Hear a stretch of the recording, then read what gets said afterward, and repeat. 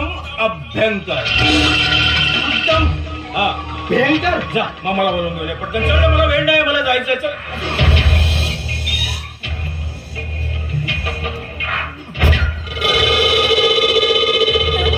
Light लावण्याची गोष्ट आहे.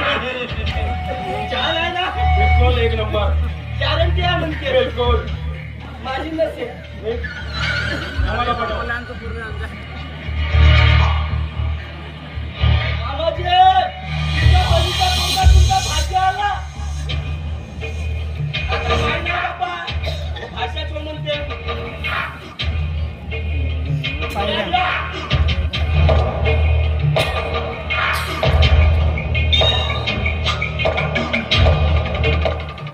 अरे उत्तम कधी आला?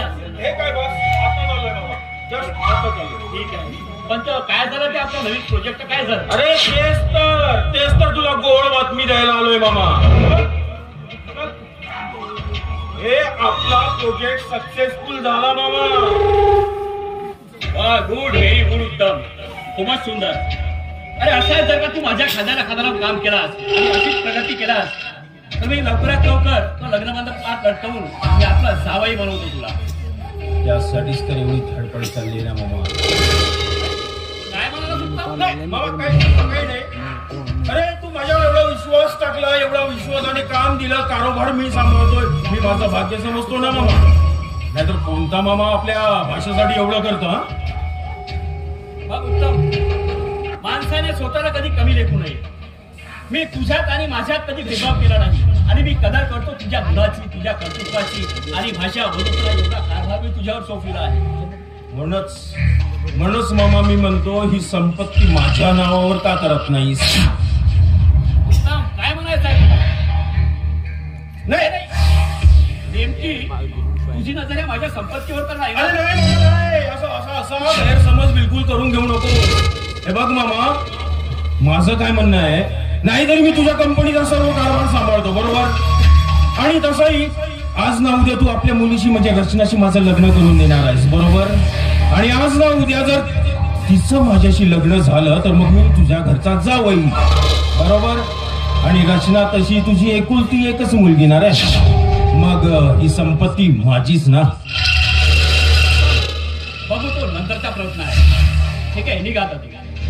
बरं बाबा, पण जे काही आहे ते लवकर कळवून दिला.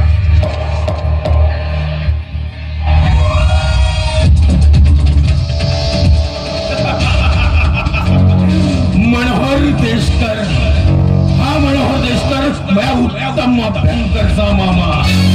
वाटलं होतं मामा पण ऐकेल, आपल्या शब्दाबाहेर नाही, पण मामा सुद्धा कानून पाणी पितोय.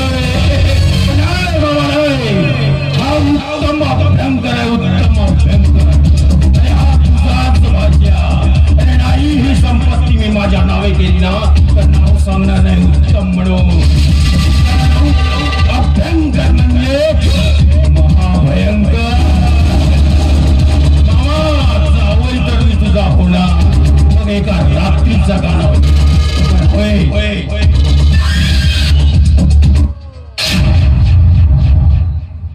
मॅडम, कॉलेजला गेलो ना वाटतं. मी कुठे का जाईल? तू विचारणारा कोण? म्हणजे होणाऱ्या बायकोला एवढा विचारण्याचा अधिकार नाही का मला? अधिकार? कोणता अधिकार हा? आणि कोण तुझी बायको? हे बघ, काय? हे बघ, मी तुझ्या आत्याचा मुलगा आहे, म्हणजे मी तुझा मेवणा आहे. आणि आज ना उद्या मी तुझ्याशी लग्न करून मी तुझा नवरा होणार आहे.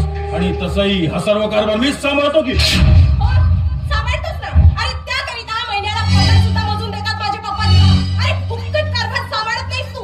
आणि हो, तुझ्यासाठी ना राहण्यासाठी गावाबाहेर बंगला सुद्धा बांधून दिलाय. आणि मग जा, तिथंच राहा. कशाला तू आहे? काय लग्न. अरे माझ्या पप्पाच्या कंपनीमध्ये काम करणाऱ्या एका नोकराशी ही रचना लग्न करणार कदापि शक्य नाही. आणि मला वचन दिलं त्याचं काय? हो, माझ्या पप्पाने दिलं असेल वचन, मी दिलेलं नाही. आणि हो, एक गोष्ट लक्षात ठेव, पुन्हा तू जर हा विचार माझ्या समोर काढलास ना, नाही तर काय करणार आहेस तू? हे बघ रचना, तुझ्याकडे आणि मामाकडे बघून मी आज इथं आलोय. नाहीतर तुझ्यापेक्षा भक्कड पैसा कमवला असता मी. आता स्वतःचा तोटा करून मी इथं आलोय. लग्न तर मी तुझ्याशीच करीन, बायको तर मी तुलाच करीन. तुला तर मी माझी स्टँड साफ करायला नोकर सुद्धा ठेवणार नाही. मिस्टर उत्तम अभ्यंकर,